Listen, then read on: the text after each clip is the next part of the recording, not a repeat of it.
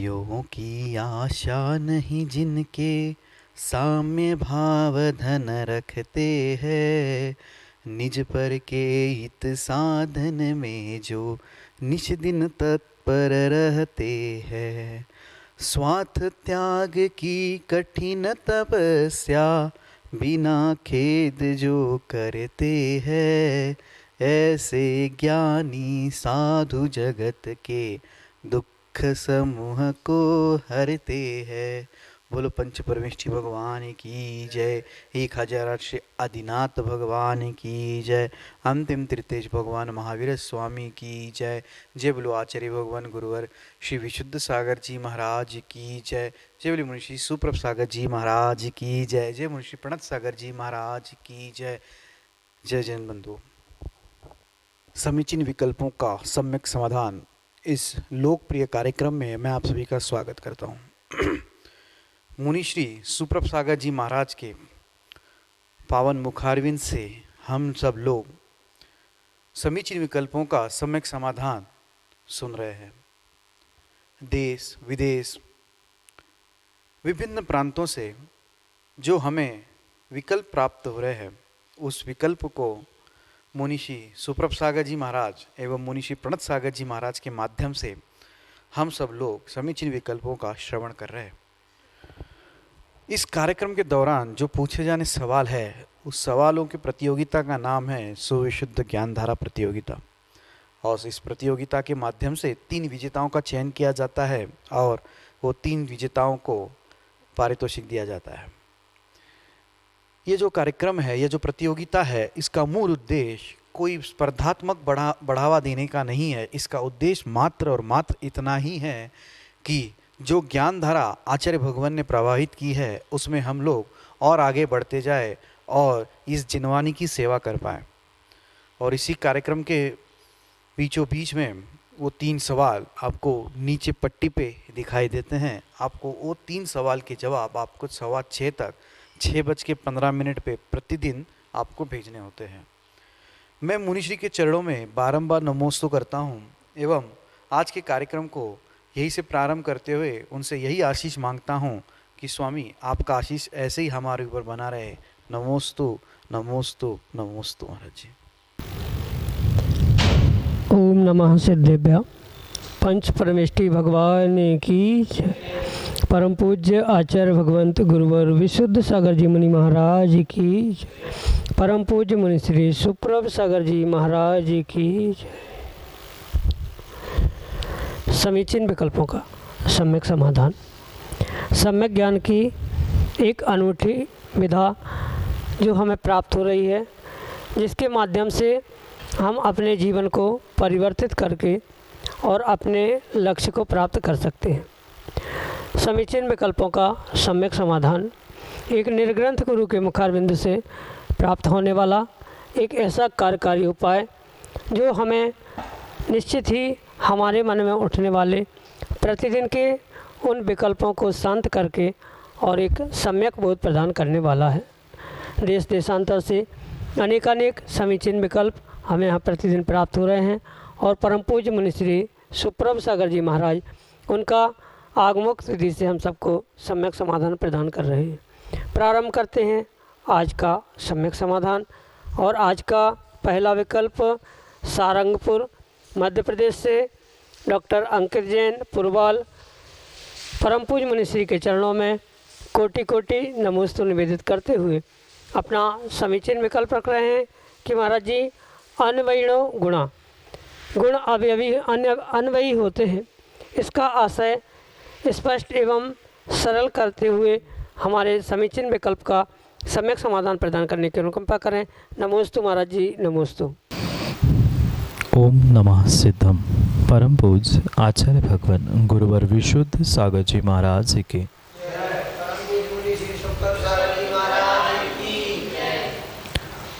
अन्वयनो गुणा, यह उस गुण की परिभाषा करते हुए आचार्य महाराज कहते हैं कि जो द्रव्य के साथ अन्वय रूप से रहता है उसे ही गुण कहा जाता है। जैसे पहले हमें उस अन्वय शब्द को समझना आवश्यक होने पर होना उसे अन्वय कहा जाता है। यानी जहाँ कोई द्रव्य होगा, कोई वस्तु होगी, उस द्रव्य और उस वस्तु के साथ जो हमेशा रहता ही है, होता ही है, ऐसे उस होने पर होना, ऐसी जो वस्तु होती है उसको गुण कहा जाता है, या उस होने पर होने वाले को अन्वयी स्वभाव या अन्वयी भाव कहा जाता है। जैसे अगर दृष्टांत से हम समझें तो जैसे शक्कर और मिठास, इन दोनों का जैसे द्रव्य और गुण का संबंध कहा जा सकता है, इसलिए कहा जाता है कि जहाँ शक्कर होगी वहाँ पर मिठास स्वयमेव ही होगी, इसलिए उस शक्कर और मिठास में अन्वयी भाव हुआ करता है। और जहाँ जहाँ ये अन्वयी भाव हुआ करता है या अन्वय संबंध हुआ करता है, वहाँ वहाँ उस द्रव्य और उस वस्तु में आचार्य भगवंत गुण का आरोपण कहते हैं। जैसे जहाँ जीव द्रव्य है तो जीव द्रव्य जहाँ होता है वहाँ जीव द्रव्य के साथ साथ उसका ज्ञान दर्शन रूपी उपयोग अवश्य होगा ही होगा, और वह जो द्रव्य के साथ होता ही है वह अन्वय स्वभाव होता है, और उस अन्वय स्वभाव को ही या अन्वय वस्तु को ही आचार्य भगवंत गुण इस संज्ञा से कहते हैं। जैसे जीव द्रव्य का गुण हम उपयोग या ज्ञान दर्शन समझते हैं, क्योंकि वह जीव जहाँ है वहाँ ज्ञान दर्शन होगा, और जहाँ ज्ञान दर्शन होता है वहाँ जीव स्वयमेव ही होगा। जैसे अग्नि और उष्णता, इन दोनों का संबंध है, वह भी अन्वयी संबंध कहा जाता है। जहाँ अग्नि होती है वहाँ पर उष्णता होती ही होती है, और जहाँ उष्णता है वहाँ किसी न किसी रूप से अग्नि हुआ ही करती है। इसलिए इन अन्वयी यानी पुनः उन शब्दों में जोर दे के कह रहा हूँ कि होने पर होना, जहाँ द्रव्य है वहाँ पर गुण की सत्ता अविनाभावी होती है, वह गुण के अभाव में द्रव्य होता ही नहीं है, या द्रव्य के अभाव में कभी गुण भी नहीं होता। इन दोनों का जो संबंध है होने पर होना, उसको ही अन्वय शब्द से, अन्वय संबंध से उद्घाटित किया, और उस अन्वय से जो भी प्राप्त होता है उसे ही आगम में आचार्य भगवंत अन्वय गुण वाला या अन्वय स्वभाव वाला वो जो है उसे गुण कहते हैं। इसलिए गुण की परिभाषा करते हुए आचार्य भगवंत अन्वयिनो गुणा, ऐसी परिभाषा आचार्य भगवंत आलाप पद्धति आदि में करते हैं। तो यहाँ समझने जैसी बात है कि होने पर होना, द्रव्य के साथ जिसका अविनाभाव संबंध है, जहाँ द्रव्य है वहाँ जो होता ही है उसको ही गुण कहा। दृष्टांत से और सूत्र आदि के माध्यम से आपके लिए यही सम्यक समाधान। अगले समीचीन विकल्प के लिए ललितपुर उत्तर प्रदेश से देश के मूर्धन्य विद्वान, जिन्होंने अनेक राष्ट्रीय स्तर की संगोष्ठियों का संयोजन करके अल्प वय में ही एक उच्च कीर्तिमान स्थापित किया है, ऐसे डॉक्टर सुनील जैन संचय परम पूज्य मुनिश्री के चरणों में त्रिभक्तिपूर्वक बारंबार नमोस्तु निवेदित करते हुए अपना समीचीन विकल्प रख रहे हैं कि महाराज जी, आगामी 15 जून को श्रुत पंचमी है, उस पर्व को मनाने की आगमोक्त विधि क्या है? क्या इस पर्व से ही शास्त्र लेखन प्रारंभ हुआ था? कोविड की परिस्थितियों में इस विशेष पर्व को श्रद्धालु कैसे मनाएं? सम्यक समाधान के माध्यम से मार्गदर्शन करते हुए हमारे समीचीन विकल्प का सम्यक समाधान करने की अनुकंपा करें। नमोस्तु महाराज जी, नमोस्तु। श्रुत पंचमी, ये जो पर्व हम मनाते हैं परिपूर्ण रूप से यह एक नैमित्तिक पर्व है, जहाँ उस श्रुत के लेखन के निमित्त से जो हमारे लिए ये निमित्त प्राप्त हुआ, जो कई वर्षों तक जिस श्रुत का लेखन नहीं हुआ था, ऐसे उस श्रुत के लेखन को जिस दिन पूर्ण करने का सौभाग्य प्राप्त हुआ था, या जिस दिन जिसे हम षटखंडागम कहते हैं, जो मूल हमारे जैन दर्शन का आगम है, आधार है, सिद्धांत है, ऐसे इस ग्रंथ को जिस दिन लिपिबद्ध करके संपूर्णता को प्राप्त कर दिया गया, उन भूतबली आदि महाराजों के निमित्त से, इस पर्व के निमित्त से ही प्रतिवर्ष हम इस श्रुत पंचमी पर्व को बहुत हर्षोल्लास से मनाते हैं। और वर्तमान में इस कोविड की छाया सभी हमारे पर्वों पर, त्योहारों पर पड़ती जा रही है, और उसी उपलक्ष्य में वास्तविकता में तो हमें जैसे उस श्रुत पंचमी के दिन राजा ने हाथी पर उस षटखंडागम को विराजमान करते हुए पूरे नगर में उसकी प्रभावना पूर्वक जो यात्रा निकाली थी, हम भले ही हाथी नहीं, उतने विशाल प्रभावना के साथ भले ही नहीं, पर कम से कम पालकी आदि में या मस्तिष्क आदि पर विराजमान करते हुए उस जिनवाणी श्रुत को बहुमान, सम्मान और विनय देते हुए उसकी शोभा यात्रा अवश्य ही निकालनी चाहिए। पर वर्तमान में कोविड आदि को देखते हुए ये शायद संभव नहीं हो सकता है, पर कम से कम हम जितना जैसा संभव है उतना उसमें प्रयास करने का उसको बहुत अच्छे तरीके से मनाने का प्रयास करें। बहुत अच्छी बात है अगर हम सामूहिक रूप से कुछ कर पा रहे हैं, और सामूहिक रूप से नहीं भी कर पा रहे हैं तो कम से कम इतना हम अवश्य करें कि हम अपने घर से कम कोई एक जिनवाणी श्रुत ग्रंथ अपने मस्तिष्क पर विराजमान करते हुए उसे अच्छे सुंदर आचार में बांधते हुए उसे मंदिर जी में विराजमान कर ले। वहाँ पहुंचकर उस श्रुत पीठिका आदि की पूजा अर्चना भी अवश्य कर सकते हैं। जैसे कि जो श्रुत स्कंद होता है, विशेष रूप से उस श्रुत पंचमी के दिन जो श्रुत स्कंद जहाँ द्वादशांग और उसके अंग आदि विस्तार रूप से जो एक चित्र आपने देखा होगा, कई स्थानों पर वह यंत्र के रूप में, कई स्थानों पर पत्थर पाषाण आदि के रूप में, कई स्थानों पर कागज आदि पर यह श्रुत स्कंद प्राप्त होगा। विशेष रूप से उस श्रुत पंचमी के दिन उस श्रुत स्कंद को विराजमान करते हुए या श्रुत स्कंद के सामने बैठकर उस श्रुत की पूजा की जाती है। जो जिनवाणी की पुस्तक पूजा की प्राप्त होती है, वहाँ विशेष रूप से उस श्रुत पंचमी की पूजा आदि के निमित्त से उसका विशेष रूप से व्याख्यान, उसकी विधि आदि वहाँ पर लिखी है। इतना तो हम अवश्य ही कर सकते हैं। भले ही अभी कोविड है पर मंदिर में हम पहुंच सकते हैं। अगर मंदिर में जाने में भी अगर हमें संकोच लग रहा है तो घर में भी जो हमारे पास जिनवाणी श्रुत विराजमान है, हम उसे उच्चासन देते हुए हम उसके सामने उस श्रुत पंचमी की पूजा को प्रारंभ कर सकते हैं। और हो सके सामूहिक रूप से अगर हम उत्साह मना सकते हैं तो जैसे राजा ने उस श्रुत पंचमी के दिन इस षटखंडागम ग्रंथ का लेखन पूर्ण होने के निमित्त से बहुत विशाल शोभा यात्रा निकाली थी, बिल्कुल ऐसी ही शोभा यात्रा हम निकाल सकते हैं।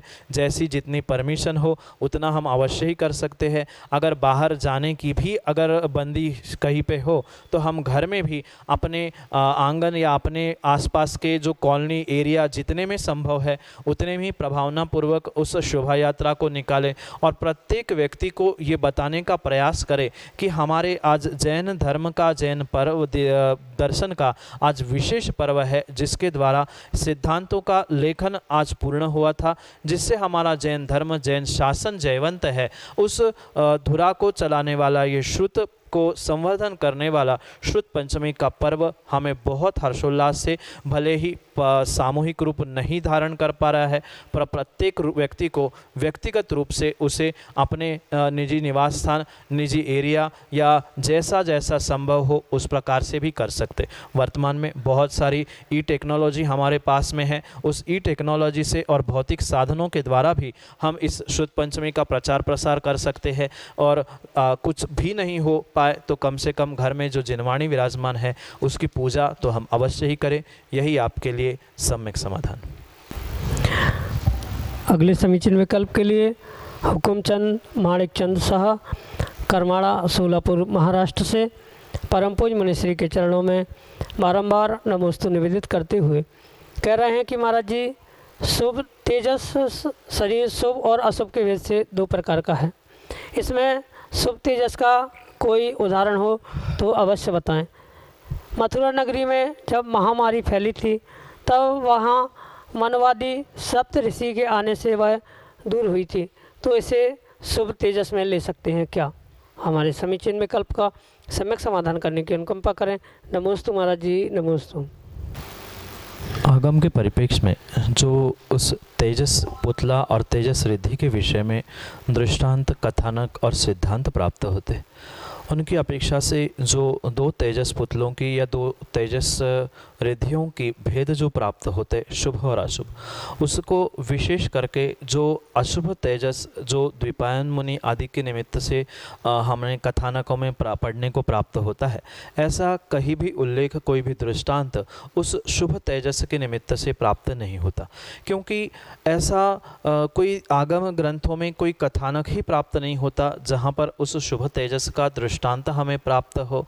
और ये जो शुभ तेजस पुतला या रिद्धि हुआ करती है, वह परिपूर्ण रूप से जो सामान्य जीव उनके प्रति करुणा दया आदि से परिपूर्ण होते हुए जो सुभिक्ष करने के लिए वह या अपने संयम के पालन की पूर्ति करने के लिए, आगे हमारा संयम का पालन होगा कि नहीं होगा, कुछ मन में उठने वाले जिज्ञासाओं को शांत करने के लिए आदि निमित्त से उठने वाले उस तेजस शुभ तेजस रिद्धि या शुभ तेजस पुतले के निमित्त से आगम में कोई भी दृष्टांत स्पष्ट रूप से प्राप्त नहीं होता।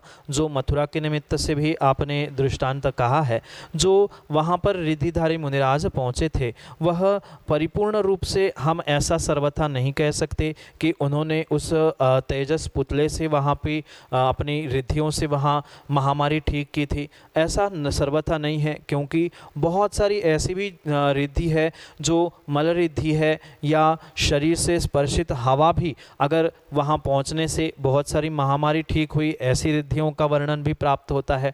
बहुत सारे जो ऐसी भी रिद्धियाँ है जहाँ पर मुनिराजों का पसीना, छींक से, खकार आदि से निकलने वाला मल या पेट का मल ये कहीं विसर्जित हुआ हो, उस पर स्पर्शित हवा वो पहुंचने से भी वहाँ की बीमारियां आदि ठीक होती है। इसलिए वहाँ पर ऐसा स्पष्ट उल्लेख आगम में प्राप्त नहीं होता। जो रिद्धिधारी मुनिराज वहाँ मथुरा में पहुँचे थे, उन्होंने शुभ तेजस पुतले के द्वारा या उस तेजस रिद्धि के द्वारा उन्होंने वहाँ पर सुभिक्ष किया या महामारी दूर की, ऐसा उल्लेख प्राप्त नहीं होता। पर दूसरे भी जो अन्य प्रकार की रिद्धि उनके पास थी, शायद उनकी उस रिद्धियों के द्वारा वहाँ की महामारी ठीक हो चुकी हो, क्योंकि अनेक प्रकार के जो औषधि रिद्धि आचार्य भगवंतों ने उन 64 रिद्धियों में बताई गई है, उनमें से उस औषधि रिद्धि के निमित्त से जो उसके भेद है, उसमें से कोई रिद्धियाँ उनको प्राप्त हो जिसके निमित्त से वहाँ उन्होंने अपने आप को और जन सामान्य को महामारी से बचाने का प्रयास किया हो, क्योंकि स्पष्ट ऐसा कहीं उल्लेख नहीं मिलता है कि अमुक मुनिराज ने अमुक स्थान पर शुभ तेजस का प्रयोग करके महामारी दुर्भिक्ष आदि दूर किया था। सामान्य रूप से कई सारे स्थानों पर ये उल्लेख मिलता है, जैसे मथुरा के निमित्त से मिलता है, ऐसे अनेक और भी स्थानों से मिलता है। रिद्धिधारी मुनिराज पहुँचने से ही वहाँ सुभिक्ष हो गया, वहाँ शांति हो गई, क्योंकि रिद्धिधारी मुनिराजों के मात्र चरण स्पर्श से, धूलि स्पर्श से या उनके स्पर्शित हवा पवन आदि से भी बहुत सारी बीमारियां, बहुत सारे रोग, बहुत सारी महामारी दूर होती है, ऐसा दृष्टांत प्राप्त होता है। और मथुरा के भी निमित्त से भी हमें ऐसा ही समझना होगा, क्योंकि वहाँ तेजस रिद्धि का कोई विशेष अधिक रूप से कोई वर्णन प्राप्त नहीं होता। अन्य रिद्धियों के माध्यम से उन्होंने वहाँ की महामारी ठीक की थी। यही आपके लिए सम्यक समाधान। सिद्धार्थ जैन, दादावाड़ी, कोटा, राजस्थान से परम पूज्य मुनिश्री के चरणों में बारंबार नमोस्तु निवेदित करते हुए कह रहे हैं कि महाराज जी, छुल्लक जी एवं एलक जी सफ़ेद चादर और लंगोटी पहनते हैं और कोई कोई लाल रंग के पहनते हैं, ऐसा क्यों? हमारे समीचीन विकल्प का सम्यक समाधान करने की अनुकंपा करें। नमोस्तु महाराज जी, नमोस्तु। कौपिन यानी लंगोटी के साथ साथ जो खंड वस्त्र को पहनता है उसे शुल्लक कहते हैं, और उसमें से ही जो मात्र लंगोट कौपिन को पहनता है, जिसके पास खंड वस्त्र नहीं होता है, उसे ऐलक कहते हैं। जो कटोरे में या थाली में भिक्षावृत्ति से आहार ग्रहण करता है, उसे आगम के परिप्रेक्ष्य में शुल्लक कहते हैं, और वे ही जो अपने कर पात्र में मात्र कौपिन पहनकर बैठकर आहार करते हैं, उन्हें ऐलक कहा जाता है। उनके निमित्त से जो ये वस्त्रों की रंग आदि की व्यवस्था प्राप्त होती है है आगम ग्रंथों में, तो वहाँ तो मात्र वस्त्र की व्यवस्था बताई है कि जो शुल्लक होते हैं वह दुपट्टा और लंगोट पहनते हैं और जो ऐलक होते हैं वे मात्र लंगोट पहनते हैं। ये वस्त्रों की व्यवस्था आगम ग्रंथों में तो प्राप्त होती है, पर उसके विषय में, उनके रंगों के विषय में कहीं भी आगम ग्रंथों में कोई व्याख्यान प्राप्त नहीं होता। और उस संदर्भ में जो आपका विकल्प है, कहीं लाल, कहीं केसरिया, तो कहीं सफ़ेद जो लंगोट और दुपट्टा आदि पहना जाता है, उसके साथ हम यह समझना होगा कि ये परिपूर्ण रूप से क्षेत्र की परंपरा है। उस क्षेत्रीय परंपरा के अनुसार किसी क्षेत्र में या संघ की परंपरा के अनुसार किसी संघों में, किसी क्षेत्र में लाल या केसरिया वर्ण के लंगोट और दुपट्टे पहनाए जाते हैं, तो कहीं पर सफ़ेद लंगोट और सफ़ेद दुपट्टा उड़ाया जाता है। पर यहाँ दोनों स्थानों पर ये बात अवश्य ध्यान रखें कि आगम में उन दोनों के लिए अखंड वस्त्र की व्याख्या की है। बिना सिलाई की लंगोट और बिना सिलाई का दुपट्टा, यही उस शुल्लक का भेष है। शुल्लक कभी भी करपात्र में अपने हाथ में आहार ग्रहण नहीं करते, वे परिपूर्ण रूप से कटोरा या थाली में ही आहार ग्रहण करते हैं।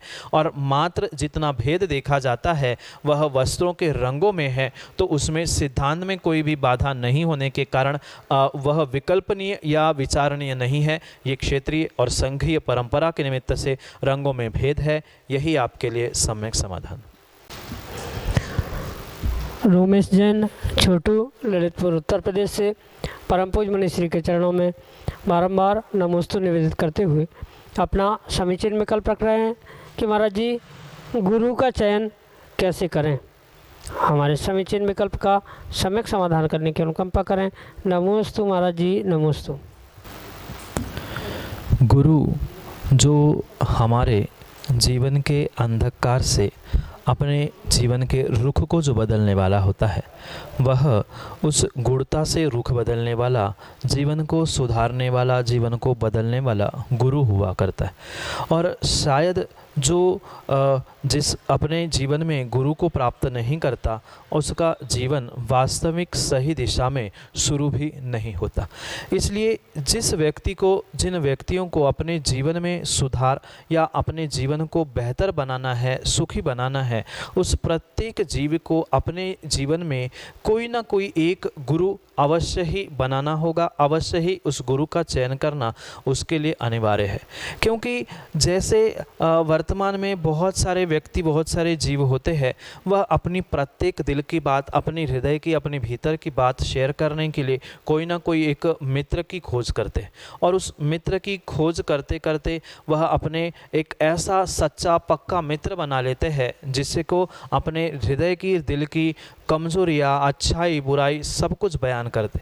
ऐसे ही एक सच्चा गुरु जीवन को दिशा और दशा देने वाला होना परम आवश्यक है, जो हमारी गलतियों को सुधार ले, जो हमारी बुराइयों को ठीक कर ले, जो हमारे भीतर अच्छाई को प्रदान करे। ऐसे एक गुरु की बहुत अनिवार्यता, आवश्यकता नहीं कह रहा हूँ, एक बहुत अनिवार्यता इस काल में हमारे सामने है। मात्र इसी नहीं, अपितु प्रत्येक काल में आचार्य भगवंतों ने जैसे सच्चे देवशास्त्र गुरु का व्याख्यान किया है, वहाँ पर वो एक परम गुरु की आवश्यकता प्रत्येक जीव को अपने जीवन को सुधारने के लिए बहुत ज़रूरी है।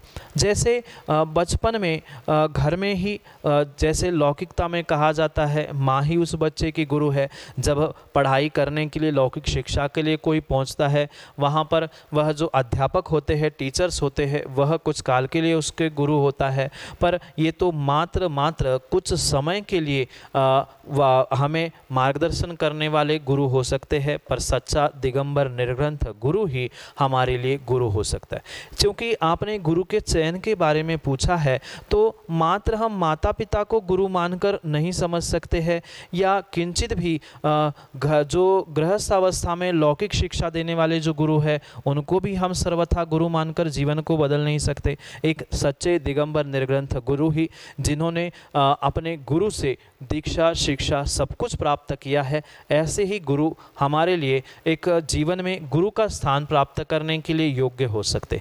जैसे बहुत सारे स्थानों पर यह कहावत है कि पानी पियो छान कर और गुरु बनाओ जानकर। ये परम सत्य है। मात्र गुरु को ही जानकर नहीं, अपितु हमारे आचार्य भगवंतों ने भगवान की भी परीक्षा की है, जिनवाणी की परीक्षा की भी व्याख्या की है, और गुरु के चयन में भी बहुत बड़ी व्याख्या हुए स्पष्ट रूप से है कि गुरु को भी बनाने से पहले हमें जानना चाहिए कि क्या मैं उस गुरु के शिष्यत्व को निभा सकता हूँ, क्या जिसको मैं गुरु बना रहा हूँ वह मेरे शिष्यत्व को पालन कर सकता है या मैं उसका शिष्यत्व धारण कर सकता हूँ। इन सभी का विचार करके ही व्यक्ति को हमारे अपने जीवन में गुरु बनाने की आवश्यकता है। अन्यथा हमने देखा से कि मैं किसी के कहने पर किसी को गुरु बना लिया और वहाँ पर हम गुरु के पास तक अपने हृदय की बात पहुंचाने के लिए पहुंच नहीं पा रहे हैं, या गुरु के पास समय ही नहीं है कि हम अपनी बात उनको पूरे दिल खोल के बताएं।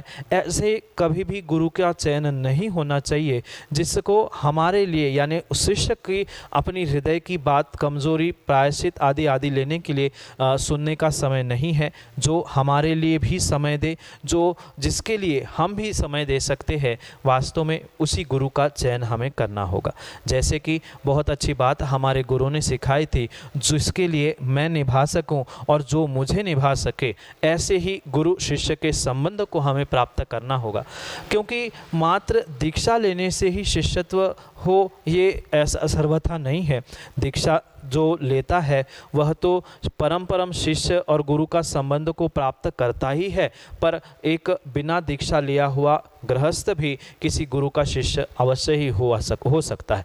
पर वह भी चयन करते समय हम ये समझे कि गुरु बनाने से पहले हमें जानना चाहिए कि हम और गुरु इन दोनों का ये जो श्रद्धेय संबंध है, समय बीतने पर कुछ विषमता आने पर उस संबंध में खटास नहीं आए, ऐसा पक्का निर्णय करते ही हमें श्रद्धेय संबंध बनाते हुए उस गुरु का चयन करना होगा। अन्यथा अगर किसी स्वार्थ के वशीभूत भीड़ भड़के को देखकर या अन्य कोई बहिरंग रूप देखकर हमने किसी को गुरु बनाया, किसी गुरु का चयन किया, तो हो सकता है समय बीतने पर, जैसे ही समय बीतता है व्यक्ति का स्वयं का पुण्य पाप कर्म उदय में आने लगते हैं, वैसे ही सामने वाला बदलता हुआ दिख जाए तो व्यक्ति कहने लगता है कि गुरु बदल गए हैं। तो ऐसा विषय नहीं हो, इसी प्रकार से हमें गुरु का चयन करना चाहिए और इतना विश्वास गुरु के प्रति, इतना समर्पण गुरु के प्रति होना चाहिए कि अगर हमने अपना जीवन उस गुरु के चरणों में सौंपा है तो गुरु ने जब जैसे कहा है हमें बिल्कुल वैसा कार्य गुरु के सामने, गुरु के समक्ष में करना चाहिए। अन्यथा हमारा गुरु बनाना या हम उनके शिष्य बनना ये किंचित भी कार्यकारी नहीं हो सकता। इसलिए जो गुरु का चयन करना चाहता है, सबसे पहले व्यक्ति अपने स्वयं का बोध करे, स्वयं का निर्णय करे कि मैं क्या इस गुरु का शिष्य बनने के लिए योग्य हूँ। फिर उसके बाद ये निर्णय होने के बाद फिर गुरु के विषय में समझे कि मैं जिस स्वभाव का हूँ या मेरी परिणति जैसी है, क्या मैं उस गुरु के सामने अपना निभाव कर सकता हूँ या गुरु मुझे निभा सकता है। इन सभी का निर्णय करके ही सच्चे दिगंबर गुरु को ही हमें गुरु बनाना होगा। पर ये बात भी बहुत अच्छे से छोटू भाई समझना कि हमारे लिए नमो लोये सव्वसाहुणम की अपेक्षा से प्रत्येक दिगंबर साधु सबसे पहले गुरु की कोटि में आना आवश्यक है, और फिर उसके बाद जो विशेष रूप से हमारे जीवन को सुधारे संवारे, दीक्षा शिक्षा आदि देने वाला जो होता है वही हमारे लिए एकमात्र गुरु हो सकता है। पर नमो लोहे सव्वसाहुणम की अपेक्षा से सभी दिगंबर साधु हमारे लिए गुरु है। जो हमसे ज्येष्ठ श्रेष्ठ है वह ज्ञान दर्शन चारित्र में वे हमारे लिए गुरु है। पर दीक्षा शिक्षा गुरु, समर्पित गुरु एक ही हुआ करता है। जैसे बहुत सारे डॉक्टर होने पर भी फैमिली डॉक्टर एक ही हुआ करता है, ऐसे एक सच्चा परम गुरु जो मेरे जीवन को बदलने वाला हो, उसके बारे में हमें इसी प्रकार से चयन करना होगा कि मैं क्या उसे निभा सकता हूँ, क्या वो मुझे निभा सकते हैं। इस बात को ही पहचान कर उनकी पहचान करते ही हमें गुरु को प्राप्त करना होगा। पर ये एक बात और आप अवश्य ध्यान रखें कि गुरु की परीक्षा गुरु बनाने से पहले ही करनी होगी। गुरु बनाने के बाद मात्र समर्पण और श्रद्धा की आवश्यकता है। गुरु बनाने के बाद कहीं भी नहीं कहा कि गुरु बनाने के बाद उनको जान लो। गुरु बनाने के पहले जानो अपने आप को और गुरु को, फिर गुरु बनाओ। और एक बार जब हमने गुरु बना लिया फिर वही हमारे लिए प्रमाण है, उसके आगे पीछे हमें कोई प्रमाण नहीं। यही बात आपके लिए सम्यक समाधान से। जय जन बंधु, आप हम सभी देख रहे थे इस समीचीन विकल्पों का सम्यक समाधान इस कार्यक्रम को। यह कार्यक्रम प्रतिदिन शाम को 4 बजे पारस टीवी चैनल पे एवं 5:13 पर प्रतिदिन सुप्रभु आज इस यूट्यूब चैनल से प्रसारित होता है। मुनिश्री के प्रवचन 7:40 पे सामायिक कैसे करें इस विषय पे जिनवाड़ी चैनल टीवी पे प्रसारित होते हैं। आप उस कार्यक्रम के माध्यम से लाभ ले सकते हैं। अगर आप इस कार्यक्रम से जुड़ना चाहते हो, अगर आप इस कार्यक्रम से जुड़े हुए सवाल या अपने मन में उठने वाले विकल्पों को शांत करना चाहते हो तो जो हमारा व्हाट्सएप का नंबर है 8707548811, इस पे अपने समीचीन विकल्प जरूर भेजें। समीचीन विकल्प आप ऑडियो मैसेज या टेक्स्ट मैसेज के माध्यम से हम तक पहुंचा सकते हो। हमारा ईमेल आईडी है samyak.samadhan@gmail.com। आप उस पर भी हमसे कांटेक्ट करके अपना समीचीन विकल्प हम तक भेज सकते हो। अगर आप घर बैठे अपने संपत्ति को सदुपयोग करना चाहते हो, अगर यह संपत्ति में दान करना चाहते हो, ज्ञान दान में देना चाहते हो, तो आप हमसे ज़रूर संपर्क करें, क्योंकि मुनिश्री के प्रवचन एवं मुनिश्री के जो यह सम्यक समाधान कार्यक्रम आता है, इसके पुण्यार्जक बन के आप पुण्य का लाभ ले सकते हैं घर बैठे बैठे।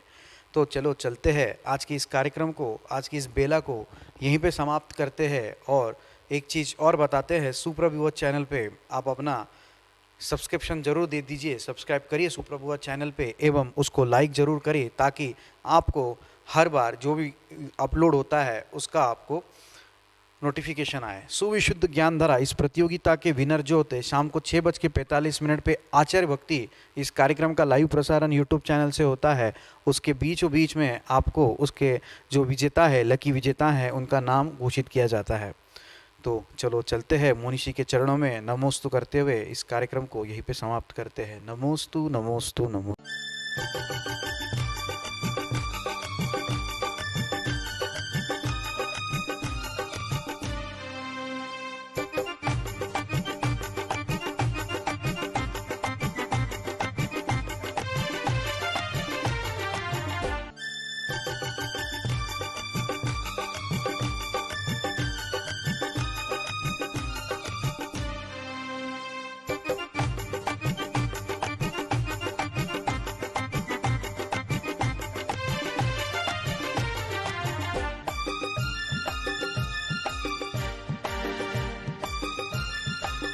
दोस्तों।